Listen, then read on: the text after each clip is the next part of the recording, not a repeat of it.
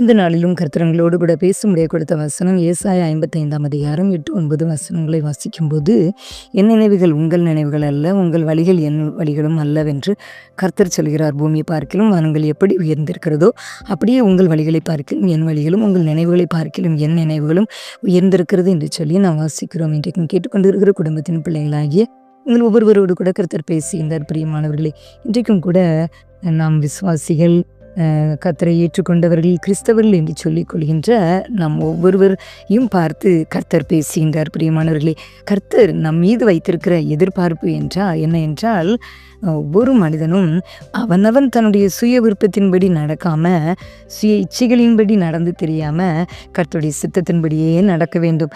அவரை ஏற்றுக்கொண்ட பிள்ளைகள், விசுவாசிகள் என்று சொல்லிக் கொள்கின்ற, கிறிஸ்தவர்கள் என்று சொல்லிக் கொள்கின்ற அவருடைய பிள்ளைகள், அவரை தேடுகிற பிள்ளைகளாகிய நாம் ஒவ்வொருவரும் கூட அவருடைய விருப்பத்தின்படி, நம்முடைய இஷ்டத்தின்படி நாம் காரியங்களை செய்யாதபடி, நடக்காதபடி, மனம் போல நாம் வாழாதபடி, உலகத்தின் மனிதர்களைப் போல நாம் வாழாதபடி, தேவனுடைய சித்தத்தின்படி அவருக்கு பிரியமான வழிகளிலே நாம் நடக்க வேண்டும் என்று சொல்லி கர்த்தர் எதிர்பார்க்கின்றார். பிரியமானவர்களே, நம் ஒவ்வொருவரையும் குறித்து கூட தேவனுடைய நோக்கம், பெரிய ஒரு தீர்மானம் என்ன என்றால், தேவன் தன்னுடைய மனதில் பெரிய காரியங்களை நமக்கென்று வைத்திருப்பார், பெரிய பிளானை வச்சிருப்பார். ஆனால் அவர் நமக்கு கொடுக்கணும்னு நம்ம நினச்சிருப்பார்.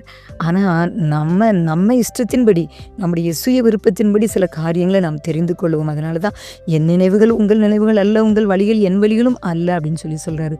நம்முடைய எண்ணத்தின்படி தோன்றுகிறது சிலது நமக்கு நன்மையாகவே தோன்றுகிறது போல இருக்கும். ஆனால் கர்த்தர் நமக்கு அதை காட்டிலும் பெரிய ஒரு பிளானை, பெரிய ஒரு ஆசீர்வாதத்தை, பெரிய ஒரு நன்மையை வைத்திருப்பார். ஆனால் நம்முடைய இஷ்டத்தின்படி நாம் போய் நம்முடைய கண்களுக்கு, நம்முடைய பார்வைக்கு எது இன்பமாக இருக்கிறது அதை நாம் சுதந்திரித்து கொள்ள வேண்டும் என்று நினைக்கும் பொழுது கர்த்தர் வைத்திருக்கின்ற மேன்மையான ஆசீர்வாதங்களை நாம் இழந்து போகக்கூடிய ஒரு சூழ்நிலைகளுக்குள்ளே நாம் வந்து விடுகின்றோம். அதனால தான் நாம் கர்த்தருடைய சித்தத்தின்படி நடக்க வேண்டும் என்று கர்த்தருடைய சத்தத்தை கேட்டு அவருக்கு பிரியமாய் நடக்க வேண்டும்.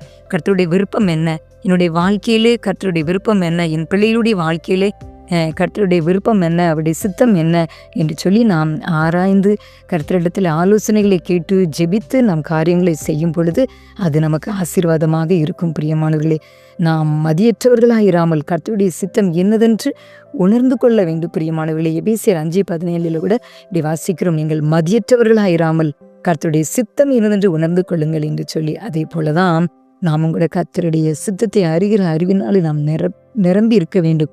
நாம் அதற்காக நாம் கர்த்தரிடத்துல வேண்டுதல் செய்ய வேண்டும். பிரியமானவர்களே, ஆண்டவரே, உம்முடைய சித்தம், உம்முடைய ஞானம், உம்முடைய கிருபைகளை எங்களுக்கு தந்து நாங்கள் குடும்பத்தை கட்டி எழுப்ப எங்களுக்கு உதவி செய்யும் ஆண்டவரே என்று சொல்லி கேட்கும் பொழுது, நம்முடைய வழிகளை காட்டிலும், நம்முடைய நினைவுகளை காட்டிலும், பூமி பார்க்கிலும் வானங்கள் எப்படி உயர்ந்திருக்கிறதோ அப்படியே உங்கள் வழிகளை பார்க்கிலும் என் வழிகளும், உங்கள் நினைவுகளை பார்க்கிலும் என் நினைவுகளும் உயர்ந்திருக்கிறது என்று சொல்லி கர்த்தர் சொல்லுகின்றார். அதனால் இந்த வார்த்தையை நீங்கள் விசுவாசிங்க.